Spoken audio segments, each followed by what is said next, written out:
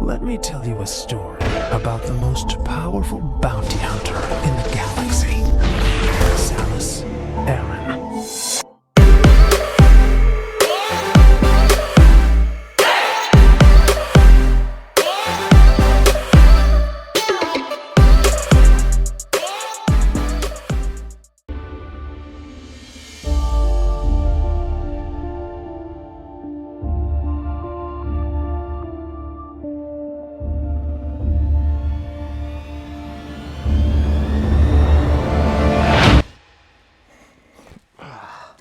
Things squeezing my brain. Hey guys, what's up? Welcome to my channel. I'm Frank, and today I'm going to show you how I made Samus's new helmet for Metroid Dread. Let's take a look. Not gonna lie, this might be one of the nicest helmets I've ever made, and I'm super proud of it. This is Samus Aran's new helmet from the new Metroid Dread game, and it looks a little different than her old helmets, like the ones you see in Super Smash Bros. And Metroid Prime. Has to do with her getting infected with a virus and the suit reverting back to its original state, blah, blah, blah. Go play the game, it's really cool. So, like all my build videos, I wanna take you guys through the entire process of making this helmet. We're gonna talk about the files, a couple different places you can get them. I'm gonna talk about the prep work, the paint, and finally, the super cool, incredibly expensive $5 electronics inside. This helmet probably is my best paint job ever, and it's actually the same paints I used on my suit over here, except I took a little bit more time with it. And hopefully by the end of this video, you won't dread making your own. Let's get started. All right, so first let's talk about the 3D files. Now I already have a Samus helmet printed. This file is from Do3D and it's based on the normal Varia suit, but this is gonna come in handy when scaling the new helmet, and we'll talk about that in a minute. Now the files are by somebody named Breakor on Etsy. He does a lot of different cosplay files and stuff, and luckily he's already gone and cut the helmet up, but if you have a big enough printer, you're not gonna need to worry about that. And when I say big enough printer, unfortunately, a printer like a standard CR10S or Artillery Sidewinder X1 or X2 isn't quite big enough to print it at 100%. You'd probably have to scale it down to something like 80% and then get really creative with the positioning. Even on my Ender 5 Plus or SV03, I still have to rotate it just ever so perfectly.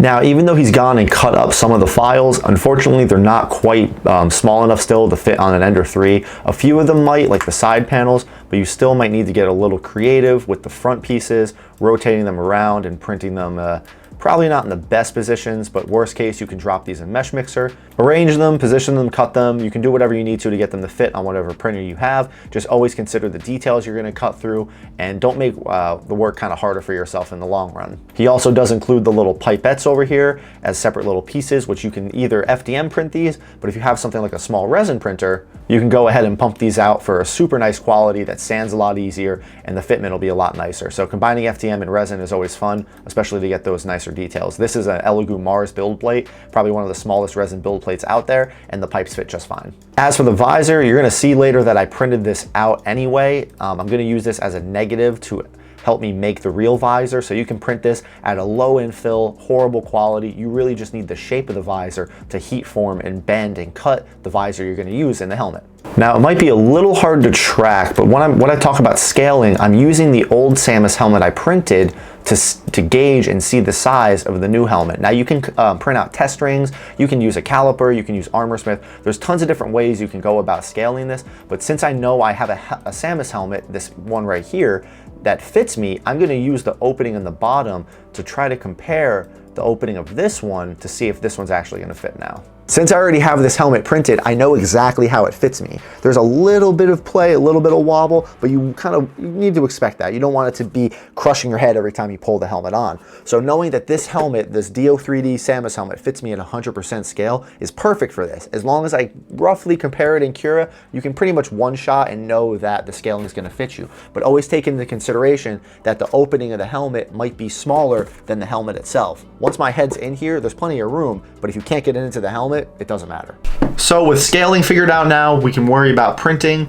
If you guys want to take a look at my settings, I'm not doing anything crazy. 10% gyrate infill. Obviously the temperature settings are based on the filament you're using. I'm going to run at 80 millimeter a second print speed because I'm doing this on my Ender 5 Plus. This will vary model to model and printer to printer.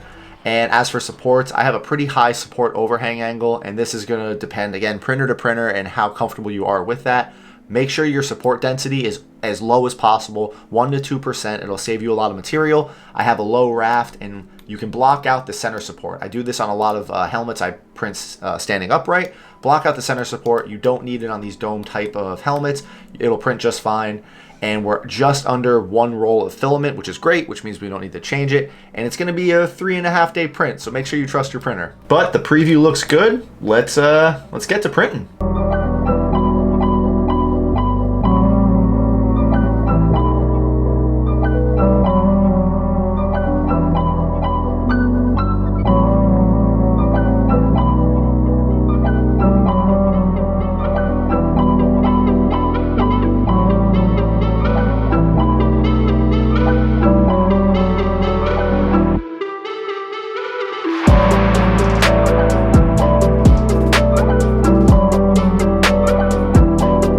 Quick little talking point before we get to sanding and painting.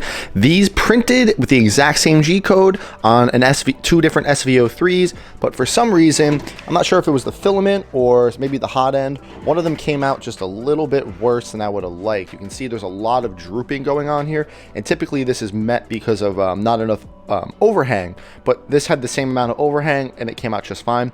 Not really sure why it did it, but hey, you're gonna run into problems like this occasionally. So this is the one I just broke the supports off of. You can still see there's some buried in the vents back here. I've gone and cleaned this one up already, so this is the one we're gonna press with. No big deal, stuff happens. Maybe I can melt this back down with a soldering iron and smooth it back out. It's definitely salvageable. It's a good piece. It looks great from up top, so yeah. Let's get to sanding. All right, hold on. Before we get into that, guys, I want to take a quick moment to talk about today's sponsor, SkillShare. SkillShare is an online learning community with thousands of inspiring classes for creative and curious people. Explore new skills, deepen current passions, or just get lost in creativity. It's curated just for learning, which means it's completely ad-free and they're constantly launching new classes. So as some of you know, I just recently launched an Etsy shop where I'm finally selling some of my cosplay props and items. And while I can get this stuff to look pretty good on film and camera, I'm really not that familiar with taking pictures for things for like stores and shops. So I found this really cool class by Christina Turner, Product Photography Basics, which has really helped me break down what it takes to take photos and get nice shots of the things you're making at home. Angles, foreground, lighting, lenses, things like that, stuff I've really never had to consider or think about for still photography. I've started applying to these pictures and setups for my shop. The first 1,000 of my subscribers to click the link down below will get a free trial of premium membership. So go click the link, get to learning, get to creating, and let's get back to the garage.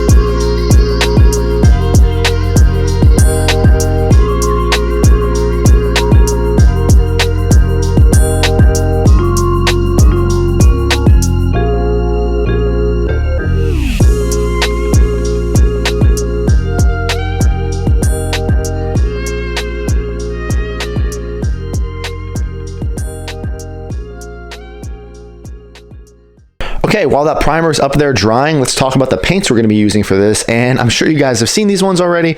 We're going to be rolling with a undercoat of metallic gold Rust-Oleum, and it looks something like this. This is kind of a throwaway faceplate I've been working on, but it's going to give us a nice base coat. What's really nice about this red metal cast is, as you've seen on my suit, combining it with this gold, it gives it just an absolutely beautiful red. You can experiment around with different colors, but for the Samus helmet, I want to do a very, very nice metallic red finish, even though sometimes her armor looks a little orange.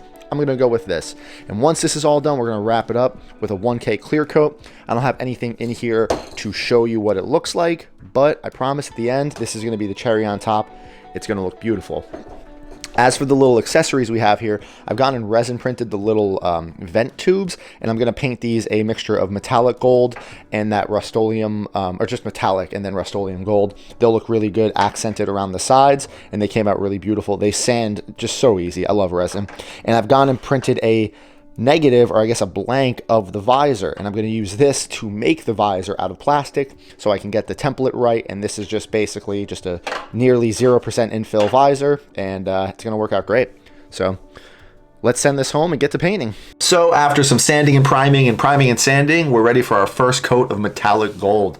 If this doesn't come out nice, go back to priming and sanding. You want this gold to be as smooth as possible. After that, a couple layers of the metal cast red over top. At first, it's going to look orange. The more layers you put on, the darker it's going to get. Take your time with this. This stuff loves to run.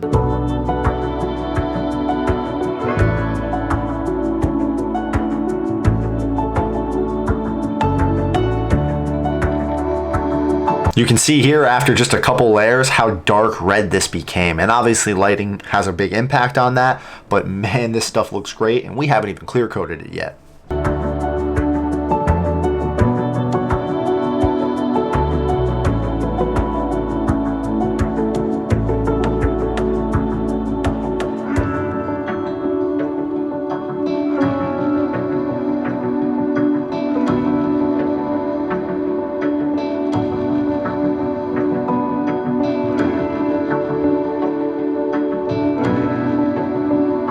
After letting that red dry for a few days, because I wanted to be extra careful, this 1K clear coat is that final cherry on top, and my God, is it coming out nice. Now, you guys remember that negative visor I printed, or at least the not clear version? What we're gonna do is take a piece of paper and trace the visor out onto it so we can get a nice flat template of what the visor is gonna look like.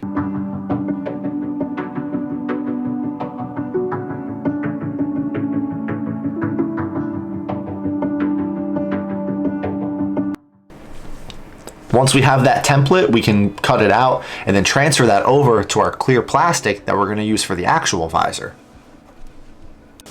Now all we have to do is tape it down, cut it out, and start fitting it better into the helmet itself. This is a great time to cut out any imperfections. Make sure the visor fits good, especially before you go and add window tint onto it. You want to make sure it fits nice. Now for the visor itself, the color, I'm using a green vinyl tint. This is used on headlights and taillights for cars. You'll see it on some Hondas, don't judge. Anyway, you're gonna wanna take your time with this and get all the air bubbles out. Depending on the tint you get, you will or won't need water. I do have a whole tutorial on how to make and tint visors for Mandalorian helmets and anything in between, so I'll make sure to link that down below. Take your time with it. I actually went through 3 trials of this, had to rip it off each time, and finally landed on a nice finished product.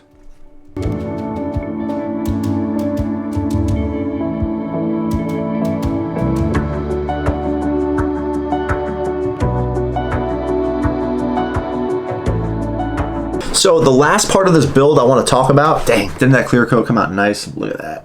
Wow.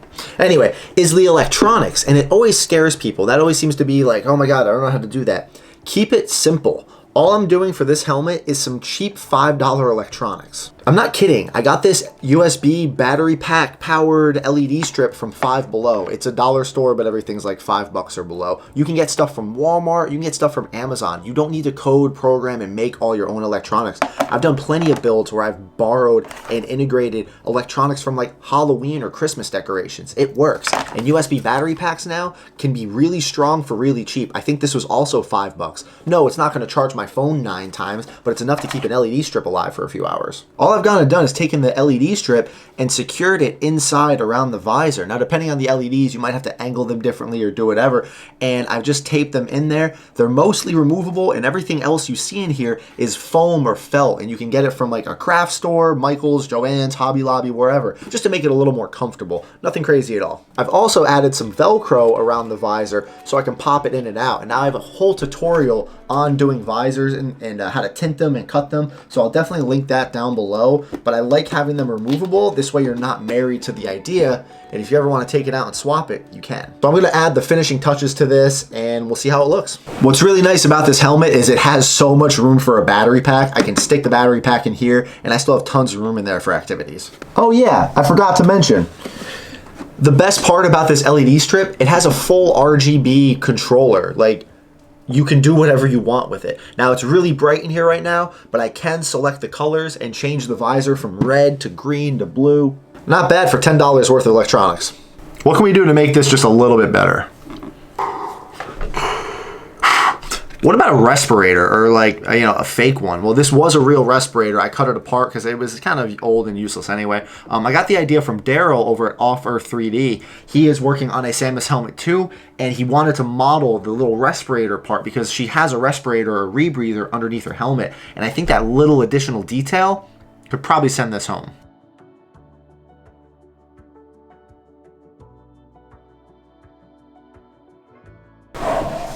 That was it. That was the missing piece right there. That was the missing piece for sure. It helps keep it more secure to my face, and it feels a lot cooler to wear. It feels like you're really wearing a helmet from Samus Aran.